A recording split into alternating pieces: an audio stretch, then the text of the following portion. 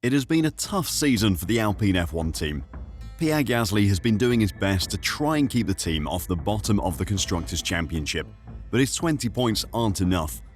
What the team needs is a second driver to be scoring points, but after Jack Doohan failed over the first 6 races, Franco Colapinto has had a go for 8 races, but has also failed to score.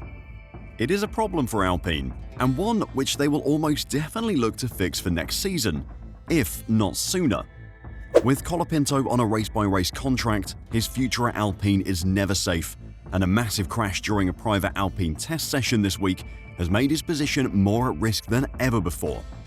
Today, I'll tell you what happened at the Hungaroring on Wednesday, what the future lineup at Alpine could look like, and where Alpine go from here, so don't go anywhere.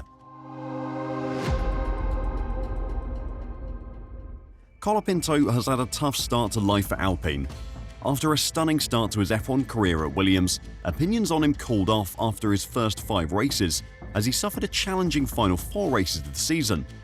Rumours of Red Bull interest after the first 4 races quickly disappeared, and by the end of 2024, it looked like he'd be without a seat for 2025.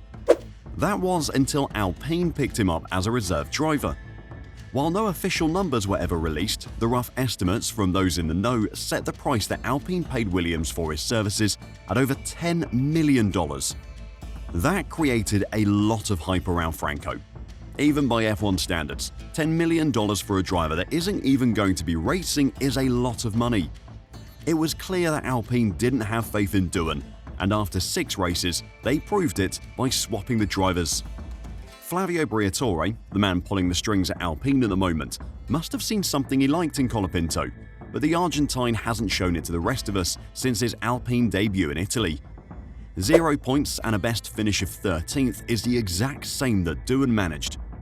If you look at the average finishing position in races they both finished, then Colapinto has actually performed worse than Doohan, averaging 15.75 to the Australian's 14.75. Now, it is a very small sample size, and Doohan didn't finish 2 of the races he started either, so you could say that pulls his score down. Either way, neither of them have been good enough so far. Both have had a very high-pressure first season though. Doohan had the pressure of this ridiculously expensive reserve driver sitting in the back of the garage, ready to replace him if he didn't perform. That's a lot for a rookie to deal with. Now Colapinto has come in, he's had the pressure of that big price tag and the fact that he has replaced another rookie mid-season. He has to do better than Doohan, and that has put a huge amount of pressure on him. It's tough on both of them. F1 is brutal, and they've joined the sport in the worst possible environment to help them adapt and settle in. But at the same time, they are very well-paid athletes, and Alpine need them to perform. While Franco is on a race-by-race contract at this point, there hasn't been many hints of Doohan coming back in to have another go. But what happened with Franco during a Pirelli tyre test at the Hungaroring on Wednesday might have pushed Briatore's patience to breaking point. Franco crashed Alpine's A525 Formula 1 car, which is their current car in the Pirelli test.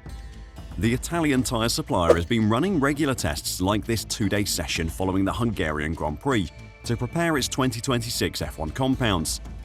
This was the final test for the manufacturer before they have to homologate their tyre for next season, meaning it was a last chance to gather data.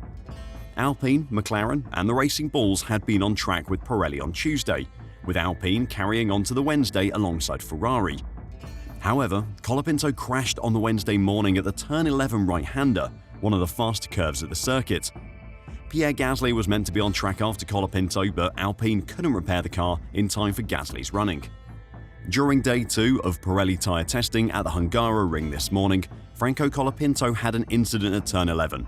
Franco was assessed on site at the medical centre and is okay, an Alpine spokesperson has stated. Pirelli have been very quick to distance themselves from the accident, pointing the blame directly at Colapinto for the crash. Mario Isola, Pirelli's motorsport boss, said, "These have been 2 useful days for making progress with the development of our compounds for next season, given that we're now entering the home straight.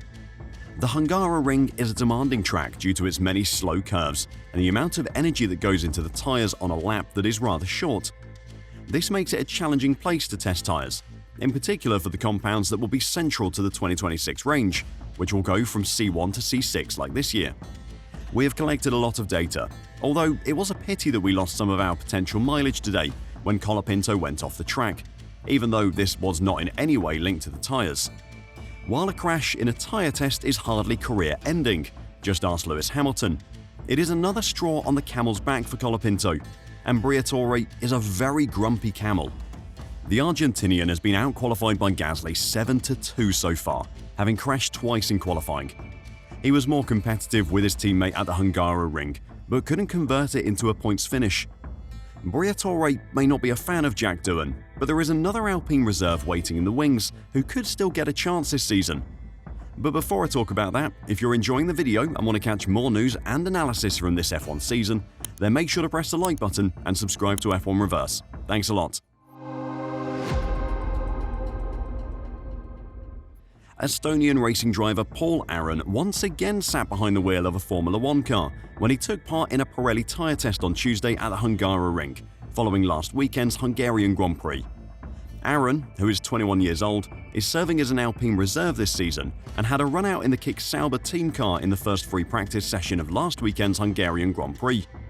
The Estonian was on track for about half an hour in the free practice instead of the usual hour due to an engine issue.